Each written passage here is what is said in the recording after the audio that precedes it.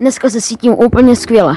Jsem si jistý, že narazíme ještě na nějaké diamanty, ještě do úsvitu. Už se nemůžu dočkat, co najdem.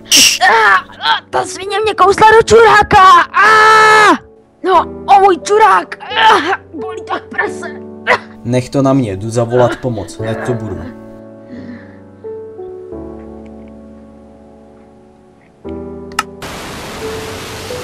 Ordinace doktora Očka, doktor Očko mluví. Počkejte, mám tady něco rozdělaného, co jste to chtěl? Doktore, můj kamarád byl pokousený nějakou věcí, poraďte mi, co mám dělat? Jed už se začal rozšiřovat do jeho těla, musí z jeho těla vysát všechny jed. Sakra, ale já tu nemám žádné přístroje. Tak použij pusu. Cože?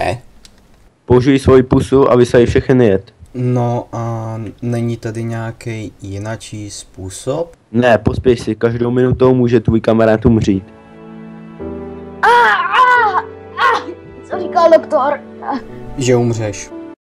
Pokud se vám tady to líbilo, tak nezapomeňte hlavně napsat, jaká část se vám líbila nejvíc.